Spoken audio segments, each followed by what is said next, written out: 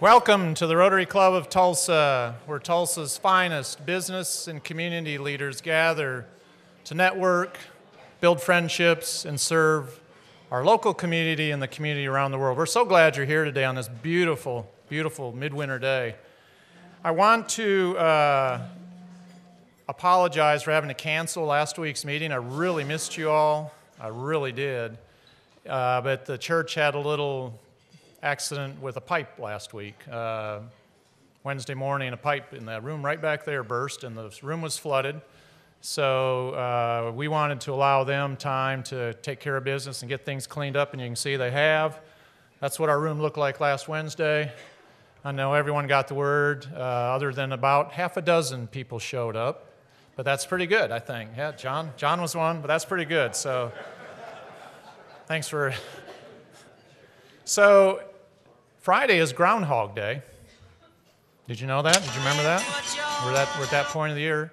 So we have a little video clip, a short video clip we want to show, just to kind of sear it in your mind so you'll remember that on Friday. Miguel?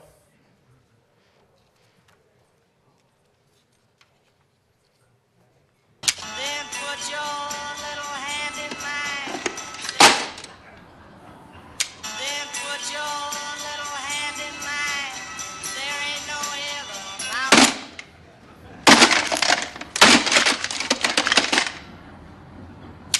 Then put your little hand in mine. There ain't no hill or mountain we can't climb.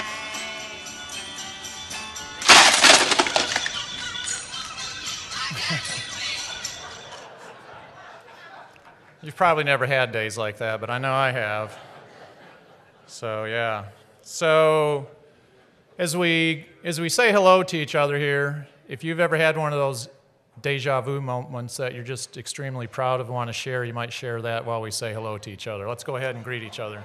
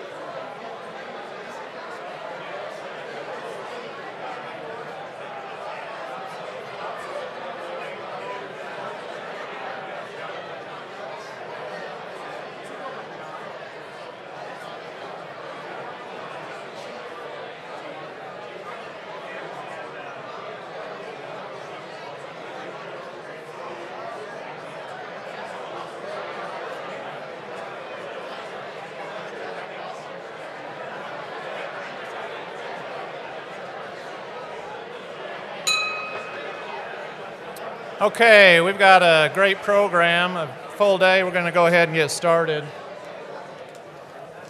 Bill Miller is going to lead us in our invocation. Michelle Place is going to lead us in our four-way test and pledge. And David Wagner will introduce our visitors. Bill. Thank you. Several years back, we had the opportunity to live in Chesterfield, Missouri. It's a pretty cool place, by the way. Where we worshiped there, the minister's mantra was this: everyone you meet, everyone, has more hurts, heartaches, and disappointments than you can ever imagine. He had one other: everyone needs a little more encouragement. With that, please bow with me. Dear God, we are thankful for this day. We are thankful for Rotary and for this Rotary Club.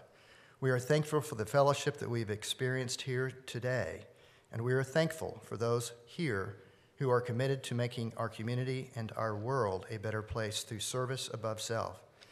Let us be mindful that there are those among us this day who are still mourning the passing of loved ones, who are caring for ill family members, and those who feel overwhelmed with duties and challenges at home and in their career.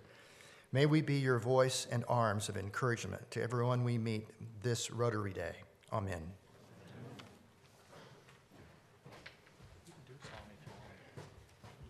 Oh, good.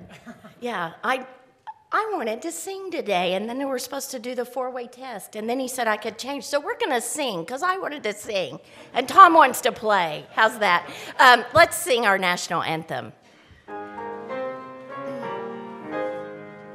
Oh, sing.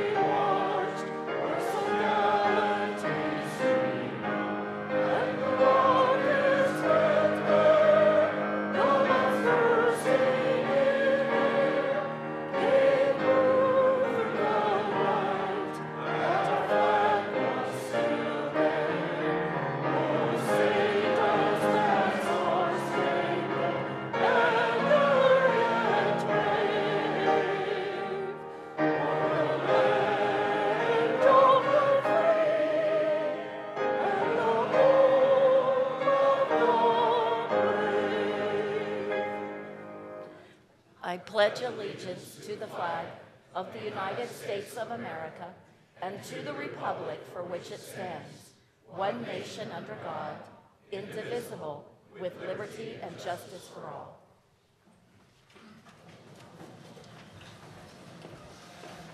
Well, good afternoon, everybody. I'd like to welcome a number of our guests today, as well as visiting Rotarians. So I'm going to quickly go through, and we will welcome them with a hand clap when I have finished the names. First of all, visitors, Janice Hall, a guest of Brenda Melicon. Maddie Pace and Marissa Claverts, a guest of our speaker today. Eleanor Wilkerson, a guest of Diane Peacock. Beth Rangel, guest of Cindy Salter. And if you could please stand, sorry, I'm going fast here, so apologize for that. Kathy Costello and Holly Gerard, guests of Roger Ramsire, back over there. And Eddie Barclay, guest of Josh Herndon. Thank you very much. Prima Donna Braddock, a guest of Carragay Neal, along with Ken Bruni, a guest of Carragay Neal. Welcome. Daniel Reagan, a guest of Stephanie Cameron. Amy Henderson, a guest of Robert Babcock. Stephen Craven, a guest of Jeff Johnson, right up in the front up here. Cordell Dement, guest of Susan Plank, back in the back over there. And then Mark Webster, a guest of David Downing and Jerry Stamper, right up in the front over here. Darren Coates, a guest of Jan Lobb, right back over there. Tanya Blansett, guest of Kathy Carell, welcome. Christy Mason, guest of her father, Dr. Crouch, welcome. And then Erica Irvine, a guest of Shannon Beeler, Junior Achievement. I didn't mention all the names in between, but let's welcome our guests from a variety of places here.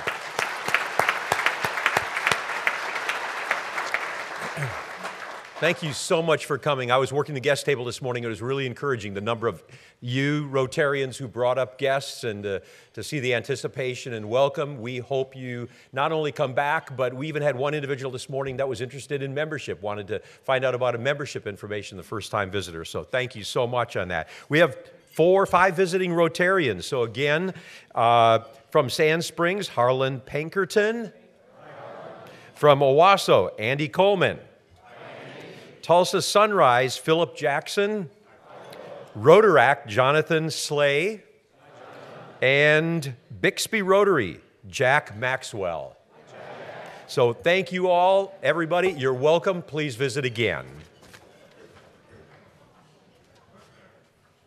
Thank you, Bill, Michelle, David, and Tom. And my apologies, Michelle. You'd think after 7 months I'd get this figured out. Welcome, visitors. We hope you will consider joining us. You join the Rotary Club of Tulsa, you're going to make some great friends, work with Tulsa's finest business and community leaders while serving your community. So if you're looking for a place to do all those things, this is the place. So So join with us. This time, we'd like to thank this week's meeting sponsors whose sponsorships help defray some of the administrative costs of our club. We have John O'Connor, Daniel Ketchum, and Tom Klenda with Newton, O'Connor, and Ketchum. Harvey Rowe with Ameritrust. Thank you, Harvey. Bill and John Rothrock with Yale Cleaners. And Terry Heritage with Interim Healthcare. And as always, we hope you'll truly give heart to doing business with your fellow Rotarians. I promise you, you will not be disappointed. But also, like, in addition to today's sponsors, let's thank all of our meeting volunteers who week after week work behind the scenes to make sure this meeting runs off at least halfway smoothly. Thank you, volunteers.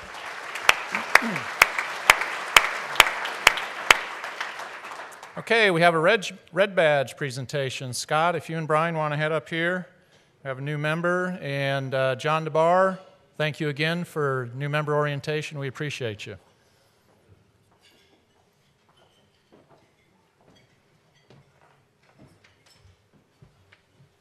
Thank you.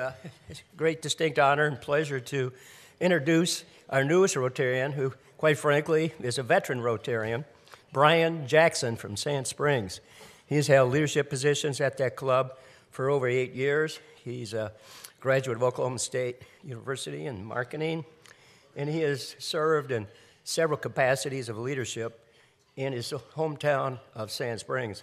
In fact, he was vice mayor of Sand Springs.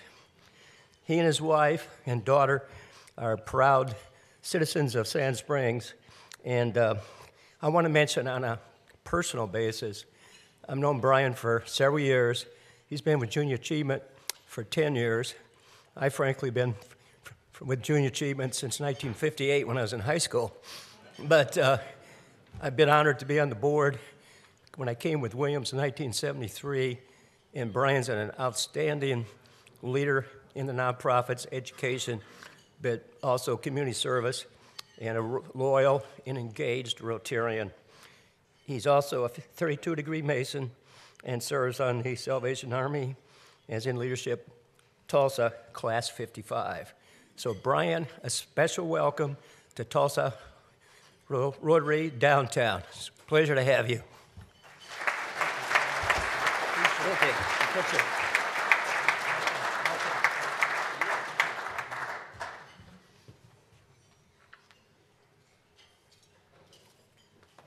There you go, Scott.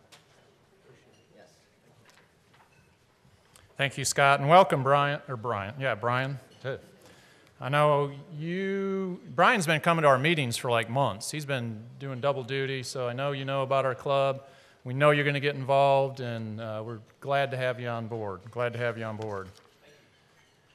I want to take a moment to recognize someone special today, Tom Reinhardt. Tom, will you stand up, please? Come on. I know you don't like this, but... So those visiting, Tom is a member of our club that lives in Kansas City now, and he is like a super jacked up Rotarian. This guy was my sponsor, actually, and sponsored several people into the club, and always continues to support this club. Has written a huge check for the IBA banquet coming up in June, sponsoring 2 tables, and I know would challenge some more Rotarians to step up and sponsor some tables, and we'll hear more about that later. But Tom, thanks for coming down and visiting with us today. Love having you here. Okay, Sarge, Charles. Oh. Girl Scout cookie time. You look delicious. Thin mint or thin mint? Thin mint, whatever. I meant to say thin. Okay. Okay, maybe that'll work. How's everybody doing today? Good thing you guys ate before, because I feel like you might attack me. All right. Well, it is coming up, and let's see here. And I only have 4 fingers today, by the way, so we'll make this work. Our first one up, if I can. Actually, can you guys help me? Because I don't know how the cartoon characters do it. No There's thumbs? Roberta. now Roberta wants to remind us that the Girl Scout cookie season begins on February 3rd. Booth sales begin February 16th, and the sale ends February 18th. So this is like a season. So thinking of seasons, and because, I kind of need to redeem myself a little bit after singing Barry Manilow at Christmas time, so I thought I might go with something a little more heavier now. Ed appreciates that. So here we go. This is to get you all in the mood to buy some cookies, okay? See if you recognize the tune. And by the way, it's 2 parts, so I'm singing 2 different people, so this is pretty good. Okay. Cookie time has come. Waistline soon they're gone. Seasons don't fear the cookie, nor do the wind or the sun or the rain. We can be like they are. Come on, baby, don't fear the cookie. Baby, take a bite, don't fear the cookie. You're thinking do-si-dos, don't fear the cookie. Baby, I'm your mint. La, la, la, la, la, la. Gotta have the bridge. Wow. La, Wow. la, la, la, la, la. Wait. She paid up front. I gotta give her the full amount. Okay. Toffee-tastics are done. Buy them before they are gone. S'mores and Samoas are together for eternity. 40,000 boxes every day. Like Savannah smiles, 40,000 boxes sold every day. If anybody knows this song, you know what I'm talking about. Okay. Redefine happiness, another 40,000 boxes coming every day. Love those tag-alongs. Come on, baby, don't fear the cookie. Baby, take a bite, don't fear the cookie. You're thinking do-si-dos, don't fear the cookie. Baby, I'm your Thin Mint. Yes.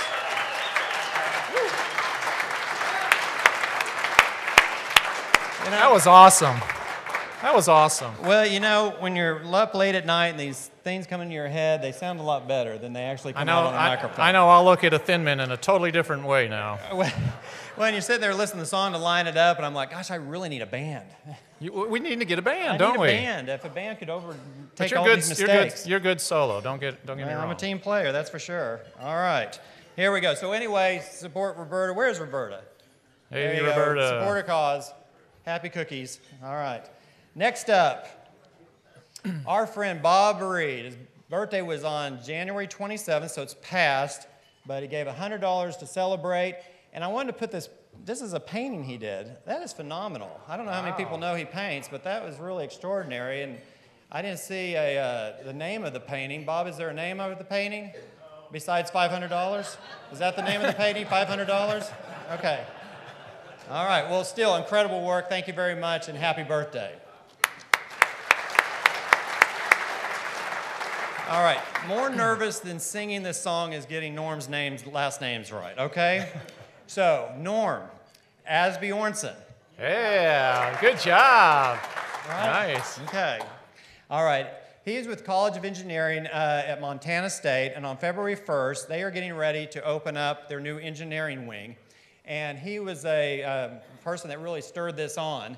And so they have honored him by naming the wing after him. So I think it's a really great thing. We had Anonymous Find that brought it up to me, and I just wanted to make sure. Is Norm here anywhere? He may be in Montana. He's in Montana. Yeah, I don't see him. Norm, I'm waving to you. Watch YouTube. I got your name right. All right, very good. All right, the next one. Uh-oh. Somebody got old overnight. His name is President Mike Holman. He's now a grandparent. Is that not the cutest baby you've ever seen? It really is. It really is. Look at that. Wow. Can we just leave that up there? Can we? And a great date. Look at that date, 1/18/18. Yeah, isn't that cool? She's going to remember that her whole life. And so there are chocolate cigars out by the badge boxes when you leave. Pick up don't light them, though, Ed. Don't smoke them. But they're out there for you. I saw them out there. That's really exciting and very nice of you. I'm so proud. I got more pictures on my phone if you want to see them afterwards. I bet you do. Like Well, daily. congratulations. That's exciting. Thank and you're you. going to go by Poppy? Poppy. Poppy? Poppy. Poppy. There you go. Got to have We a name these days, so. We got the name down. Well, I think that's wonderful. Okay. Last but not least, of course, it's Sarge Picks of the Week. I was over in Westville, Oklahoma, and I came across this place, Mabel's Peabody's Beauty Parlor and Chainsaw Repair, but more importantly, it was a nightclub. And you know, I went up, they weren't open yet. And I really was on a time restraint to be able to go for the nightclub, but I plan on going back. So if I have anybody else who wants to go with me, we're going to do this right, okay? It's going to be a lot of fun. So anyway, thank you, sir. Appreciate it. Buy Thank your you, cookies. Charles. Love you. Good job.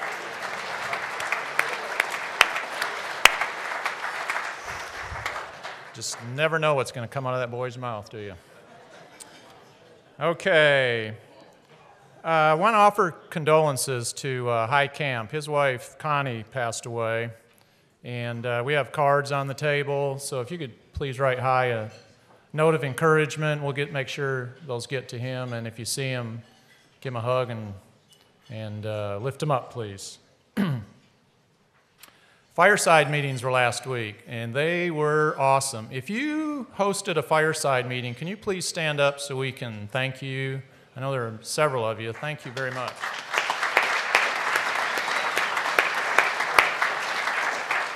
I know I attended the one at Kip Lycom's house, and we had a great time. Great conversation.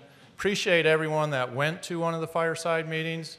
Those are great opportunities in smaller gatherings to really get to know your fellow Rotarians and also provide some input to next year's leadership. And I promise you all the comments that were gathered will be thoroughly gone through, and there will be a lot of thought put to those. So thank you. And we also had Scry last week, and we had several hosts. If you hosted some students last Friday night, will you please stand so we can thank you? Because that's a big, big job.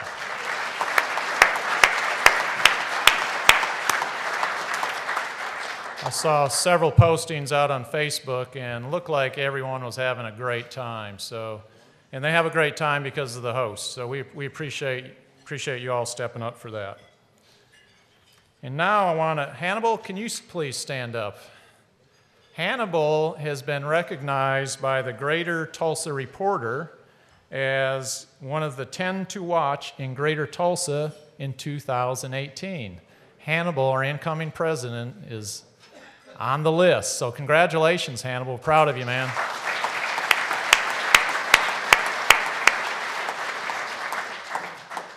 Next year's leadership is moving up. That's good. That's good. Committee meetings today. Camp Enterprise was going to meet, but we had a last-minute cancellation, so if you were going to Camp Enterprise meeting afterwards, you got some free time. Communications will be meeting in room 232, and then Partners in Education will be meeting in room 234. Sarge? Charles? Hey! President Mike, obviously the super blue blood moon last night has trifled with your internal astrological clock. Excuse me? We're doing Sarge Groundhog time now. Day is Friday, man. What? Okay.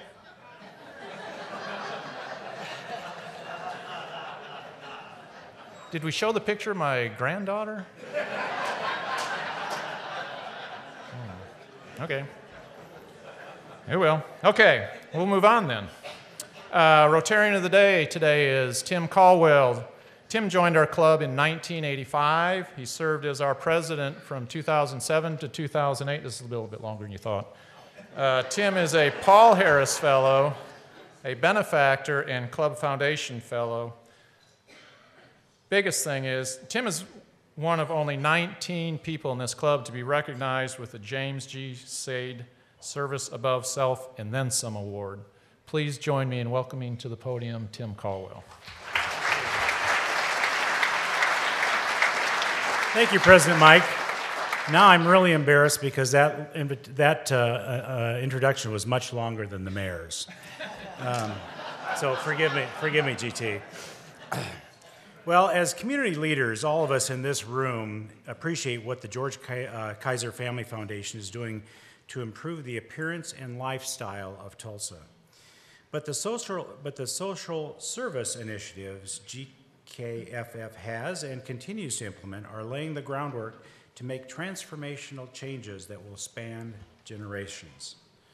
With us today are two speakers who will tell us about a GKFF program designed to end generational poverty and all the consequences that result. Sophia Pappas came to Tulsa and GKFF to lead the Birth Through 8 strategy for Tulsa after serving as a leader in early childhood and education in several capacities.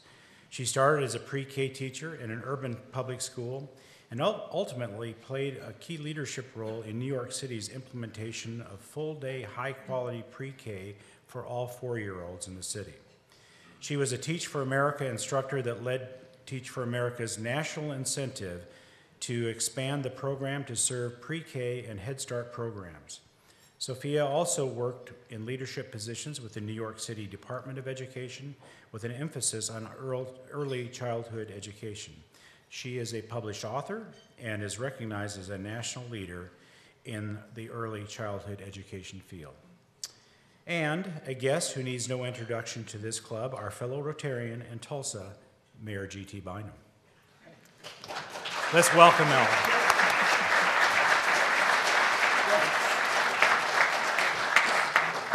Boy, he was not joking about the brevity of that introduction.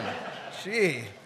Well, I am thankful for the opportunity to lead in, and I want Sophia to do most of the talking here. But I want to put this discussion in context because I think it's so important. One of the great things that I get to do in this job that I didn't appreciate until I was in it is the chance to go around both the country and even in the last year around the world representing our city and talking with people about the things that are happening in Tulsa.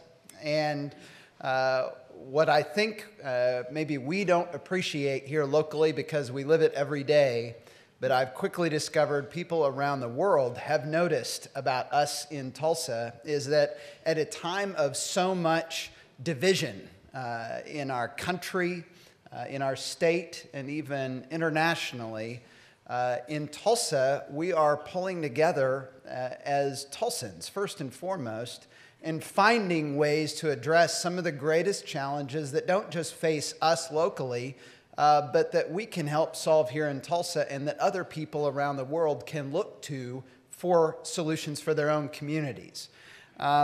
This is what led the New York Times last year to dub us as Beta City, as the place in the country where people are coming to test ideas for the improvements of the daily lives of people. And when I was just at the U.S. Conference of Mayors winter meeting last week. I spoke at an international convening of mayors in Paris last November. And at both of those events, people approached me, and as soon as they found out that I was the mayor of Tulsa, wanted to talk with me about the ways that we are addressing community policing here in Tulsa, which you will hear more about next week, that we are doing in a comprehensive way, the way that we're implementing Moneyball for government here in Tulsa. But the number one thing that people want to talk with me about is the Birth Through 8 strategy for Tulsa. And this is something that really builds upon a true asset that we have locally and something that we were, fortunately, thanks to a lot of great community leaders here in Tulsa, way ahead of the nation on, and that is the importance of a child's first 8 years of life. And so the notion of the Birth Through 8 strategy of Tulsa is that we want to make Tulsa the best place in the world to be a baby.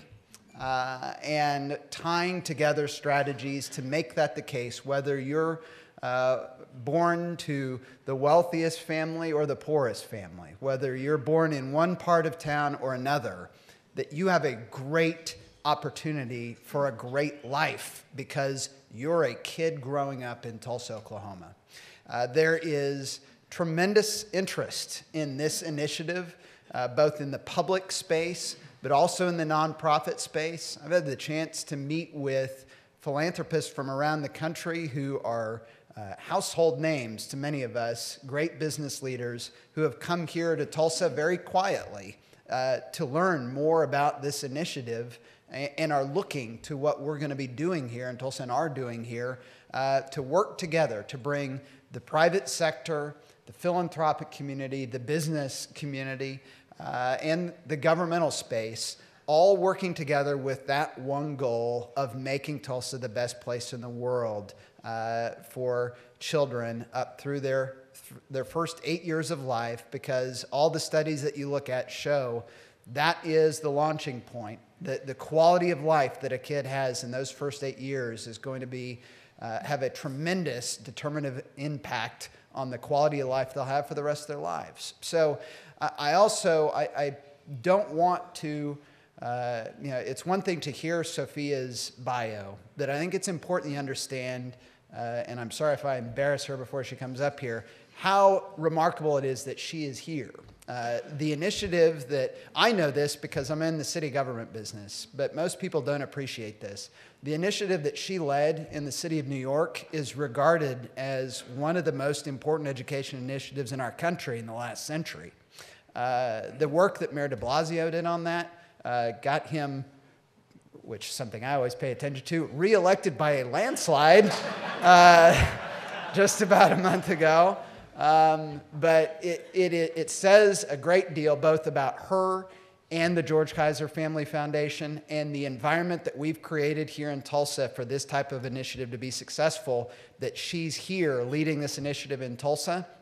And I'm so honored to get to introduce her and let her tell you more about it. Thank you.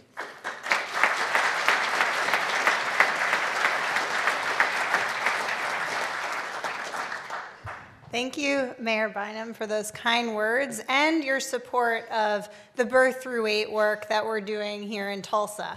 I will say I'm fairly new to Tulsa. I came here in August, and one of the driving factors to make this decision to come was your leadership, as well as the commitment of you and so many in the community to those first 8 years of life, making sure we are laying a more solid foundation for our kiddos.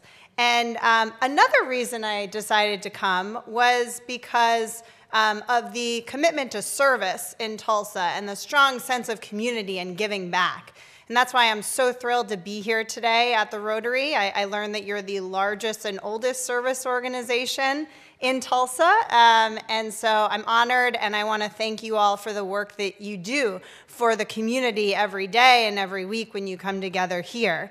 To note, this is the first of a series of discussions with different community organizations about the Birth Through 8 strategy. So we're thrilled to be here to kick this off with you. I think I have some slides. Are they? Oh, great. So I'm going to get into more of the details. Oh, one other thing I wanted to mention. We do have two other folks from the foundation here who have been really integral to this work. First, we have Ken Levitt, who's the executive director of George Kaiser Family Foundation. And Ken also played a big role in my decision to come to Tulsa, so thank you. And Onika Asamoah Caesar, who is our, okay, yeah, absolutely. Who is our Director of Strategic Advisement for the Birth Through 8 strategy, which we refer to as BEST, Birth Through 8 Strategy for Tulsa. So I'm going to get into the details of the numbers of kids and families we hope to reach. But before doing that, I want to point out two essential parts of the strategy. So the first being, just to get behind the numbers a little bit, fundamentally we're talking about, as the mayor alluded to, seizing a very unique and critical time in a child's development in order to tackle intergenerational poverty. Okay, and we know from the brain science those early years, in particular the earliest of those years in birth to 3, just are so critical and can really make a difference for the kinds of opportunities kids have. So for every child, when we talk about the number of kids we're serving, we're talking about really changing fundamentally what those first 8 years look like. And for that child and that family, it means a much more integrated, seamless continuum of high-quality supports during those first 8 critical years to really lay a more solid foundation in health, education, and overall well-being so that every child has the opportunity to succeed. So how many kids are we talking about? Well, our target population here are the 40,000 children under the age of 9 living in or near poverty in all of Tulsa County.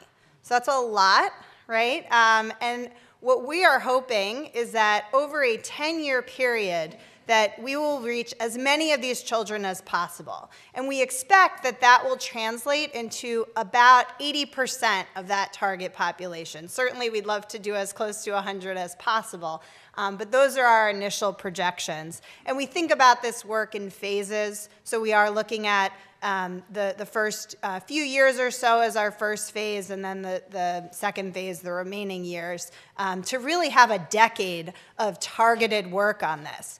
And when I say we, I don't just mean our foundation. Of course, to reach this many kids and to impact them in really significant positive ways, we need a lot of organizations coming together. Well, thank goodness we're in Tulsa, because we already have so many organizations doing great work in the community for these early years. And right now, we're talking about a couple dozen health, education, and social service organizations who have come together to make this a reality, to make sure that we can reach all these children and see significantly better outcomes for kids. So the fact that we're not starting from scratch is a testament to all the great work that's been happening in Tulsa for many years.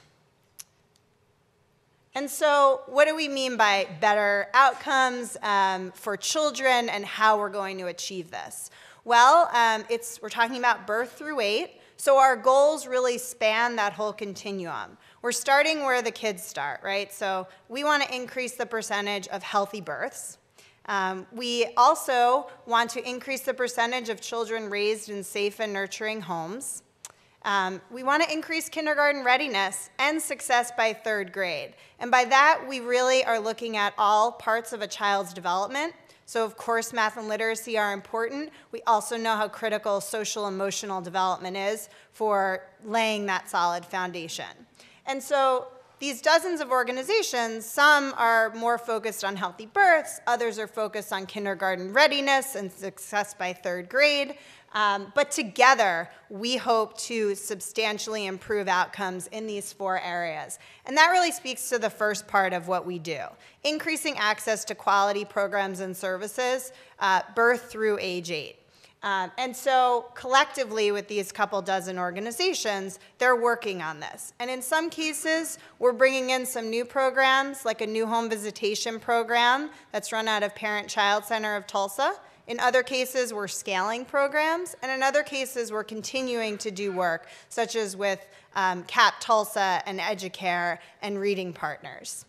And so all these organizations working together to offer services, but also to improve quality. And one of the things that we know is that you can have a lot of programs and services out there, but it can be difficult for families to navigate all that and to be connected with the services that really meet their needs and their desires for their children. And so the second piece of what we're doing is to connect families with programs and services, all the way even before birth, to support better prenatal care through age 8. So that's a long time to be working closely with families to make sure they're getting what they need. But that is really an essential component to making sure that the children are getting what they need in order to really make the most of the early years. And so I'll talk a little later about some details there. And then finally, improving conditions for success. There are some things, some strategies that are going to help all of this be successful. So for example, providing more technical assistance and professional development for organizations to help them achieve all these goals, and also increasing public awareness of a lot of this work, and may involve targeted enrollment campaigns, like we're kicking off a pre-K enrollment campaign very soon. So those are the big highlights of how we're doing this and what the goals are. I show this image just to give you a sense of what this means for a family when we are fully implemented. We are just getting started. This is our first year of ramp up. But ultimately, for those first 8 years of life, we want to be able to provide those connections to high quality services and sort of not miss a beat with our families, because kids are not going to be in their first 8 years again. This is the only shot we have. And so what this is showing is an example of one first expectant mom and then parent, Victoria, and what this would mean for her. So starting from when she finds out she's going to have a baby and enrolls in Sooner Care, there will be someone, part of this effort, helping her to connect with various services. So there are examples here of particular services that she might access. This is just one example.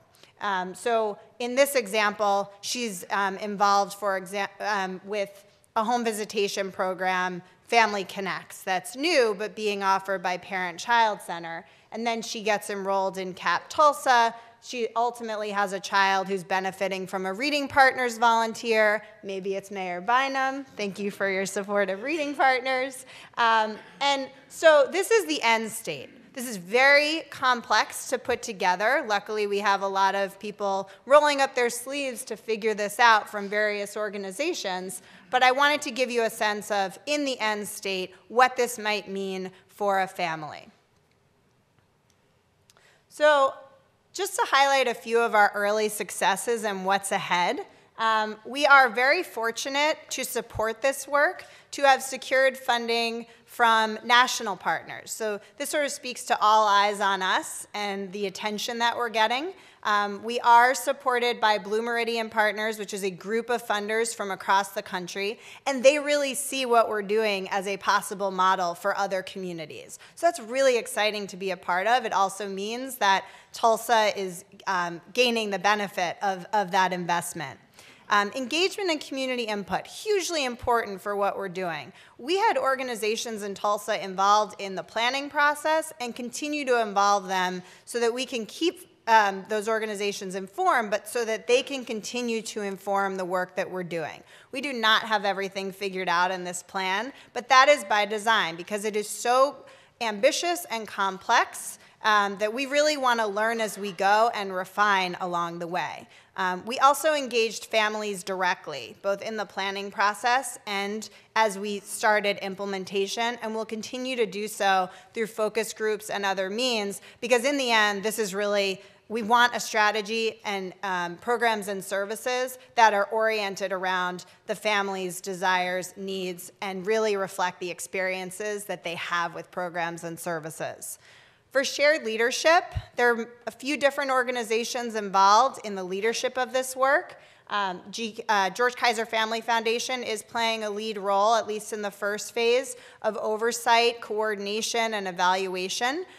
So I came to lead that out of the foundation, and I'm also building out a team. So Nika was our first hire. We also hired someone to lead those navigation efforts that I talked about. And we also are working closely with My Health and Impact Tulsa, who are playing certain leadership roles in the areas of data and analytics and bringing organizations together to plan. And with programmatic systems ramp up, we started some new programs like Family Connects, that home visitation program I mentioned, and we'll also be launching the navigation work in a really targeted way later this year. And finally, evaluation. Ultimately, we want to see how we're doing, to learn from it, so we have started working with a research partner, a national partner, Child Trends. We also work closely with OU and OSU to learn as much as we can about what's going well and how we can improve. And so for what's ahead, we're excited to say that even in this first year, with the partners we have, we will reach thousands of children in Tulsa from birth through age 8. And actually, as I mentioned, we start even before birth with prenatal and at the preconception phase as well. We will continue to learn from implementation and refine. We may change how we're doing certain things. Navigation may not look exactly as it did on that slide. And to us and our partners, that's okay, because this is about being responsive to the needs of the Tulsa community. And finally, we're going to launch those navigation supports. And just to give you a sense of what I mean by that and what is targeted about it, because we can't start with the full 8 years. Or if we did, we'd probably really fail because it's really complex and involves a lot of organizations. So we're starting at the prenatal and postpartum phase. So we are working with the health department to build out a team of people who will basically reach out to expectant moms in Tulsa County who are enrolled in Sooner Care and help them connect with various home visitation programs and prenatal services. So that's our way of really reaching that target population, and the health department is doing a tremendous job there under the leadership of Bruce Start. We are also, after the baby is born, we have a targeted effort and collaboration with Hillcrest Hospital and we chose Hillcrest because it's about 85% of moms who give birth there are enrolled in Sooner Care. So again, another way, at least in this first phase, to prioritize and target and learn from what we're doing. And so for any mom who gives birth at Hillcrest, in addition to receiving the Bright Beginnings visit, which happens with all moms already in Tulsa County, where a nurse comes in after delivery to give information about how to support the baby's development, those moms at Hillcrest will be offered a home visit through the Family Connects model. And so then what we're thinking about is, okay, how do we loop that mom back, or at that point, the parent or caregiver, back to the family advocate so that she can continue to get connected with services. So those are our targeted efforts. Eventually, we want this to span the full 8 years. We know this is important because of the research on the brain development in the first 8 years. We know it's ambitious, but we, with our partners, really feel confident that if we stick with it, learn as we go, refine, and really support each other to be more coordinated, that we can make this a reality for Tulsa, and we can share with others to impact kids across the country. So that's really exciting for us. And how you can help or how you can learn more, I'm just going to highlight 2 ways. You have a card on your table that on the back has our website. And so you can sign up for updates about the newsletter. We want to keep everyone in the Tulsa community informed. The other way is, as I mentioned, Reading Partners is one of our partners in the Birth Through 8 strategy. And the mayor has done a tremendous job in supporting those efforts with his own time and staff. We encourage you to go to readingpartners.org and check it out and hopefully become a volunteer to support what we're doing. So I want to thank you again for having us. It's really great to have this opportunity to share what we're doing. If we have time, we're happy to take questions, but you can also follow up by visiting our website. Thank you.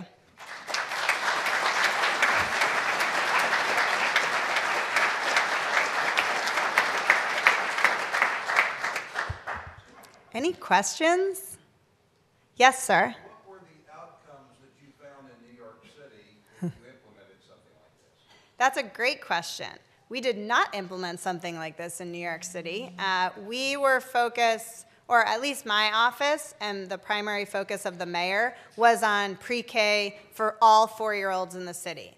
So we started to see, it was pretty early on in the initiative, we started to see some good outcomes in math literacy and social emotional development. But I think what's so special about this is we're not waiting until kids are 4. We're starting even earlier. Yes, in the back?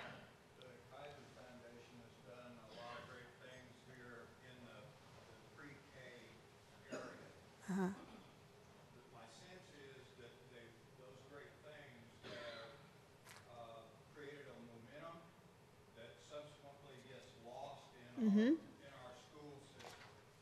What needs to happen to be able to maintain the momentum created by pre-K and the work you're proposing? I love that question because I think it's also a very unique feature that we are going through all the way to age 8. And the reason we can do that is largely because of the leadership we have in Tulsa under Superintendent Deb Gist. She was an early childhood educator. She gets it. And so currently what we're doing is starting with building their capacity at Tulsa Public Schools to focus on early childhood, to really increase the quality and alignment of teaching that happens from pre-K through third grade. And because they're part of the birth through 8 work, they're also going to be part of planning conversations with groups that handle the earlier part of the continuum. So ultimately, what needs to happen is what's happening from birth through grade 3 needs to be aligned, that what happens in one year is then built upon in the following year. Our strategy creates a framework for that. And that, combined with the leadership and the investments we're making in their own staff, I think will make the difference, because fade out is, it is real. I saw it as a teacher. And so by making these seamless transitions, increasing alignment and quality from birth through age 8, I think we can sort of change that phenomenon that we've seen in a lot of places in the country. Yes.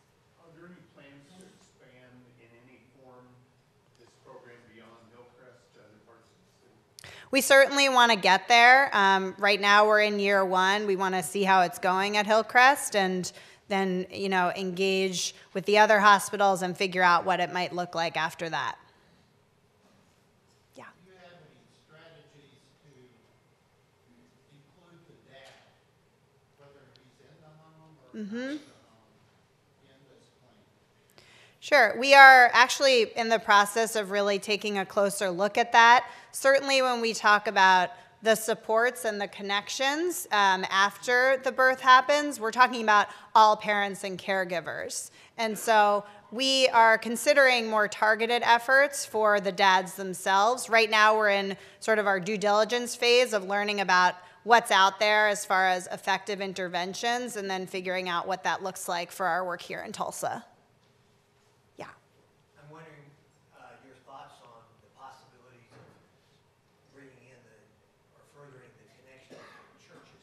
Mm-hmm. Yeah, that's top of mind. One program that's already involved is called EduCare Beyond the Walls, and that involves the EduCare programs, which are offering high-quality center-based care, working with a wide variety of churches to give them materials and strategies for working with parents directly in their congregations, so that parents know how they can use reading and talking and singing in order to support their young child's development. So we're figuring out ways to build on that in this, and one of the next stops on our sort of road show is to have a roundtable discussion with faith leaders and to start to talk about what more we could do. Yes, ma'am. Sounds like staffing the parent advocate is going to be really important. 2 parts, what are their qualifications that you're expecting, and then any projected ratio of how many in the caseload?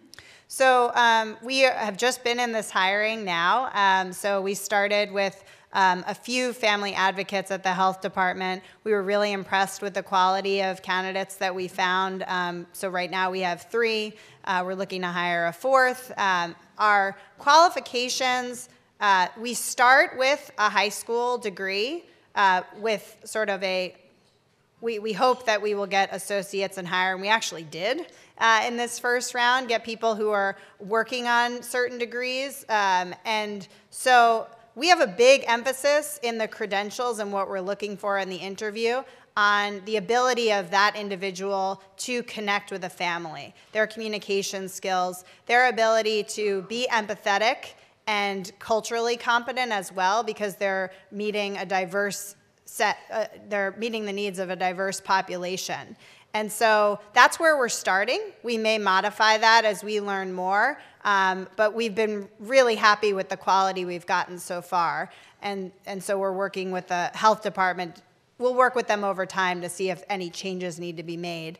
And then as far as caseload, that's something we're still figuring out now as we hire them and as we look at the number of expectant moms that are enrolled in Sooner Care. And so that this first year will be very informative as far as how many more family advocates we might need. It depends a lot on how much time they end up spending with each individual parent and caregiver. Thank you.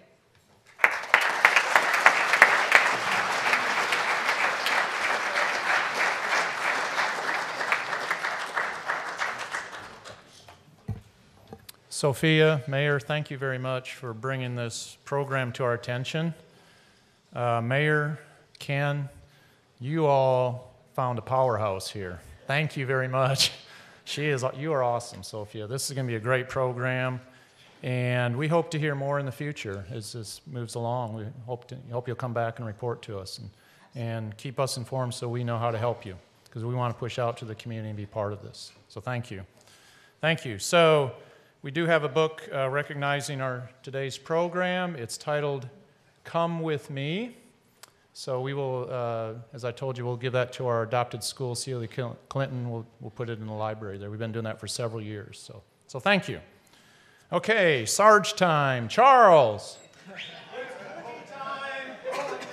You look delicious, Charles. President Mike, obviously, the super blue blood moon last night has trifled with your internal astrological clock. Groundhog Day is not till Friday. Okay, well, sorry, Charles. Okay.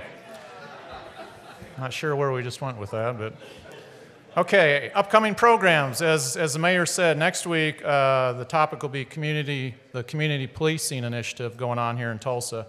So with police shootings becoming more newsworthy across the country, including here in Tulsa, cities are taking a closer look at how police protection is delivered in high-risk neighborhoods.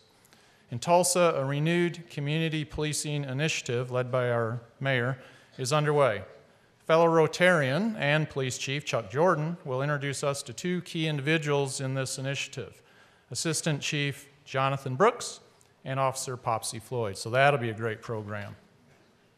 And then the week after that, February 14th, Valentine's Day, we'll hear an update on the OK Pop Museum. Being one of the most exciting developments planned for Tulsa, the new Oklahoma Museum of Popular Culture will be built in the Tulsa Arts District, across from Kane's Ballroom. It's been a long journey, but ground will be broken this fall, I hear. So join us to hear an update on plans and an inside look with Jeff Moore, the new Executive Director of the OK Pop Museum. So now, I encourage you to go out, tell your Rotary story to your friends, and don't forget to bring a friend to Rotary next week. We are dismissed.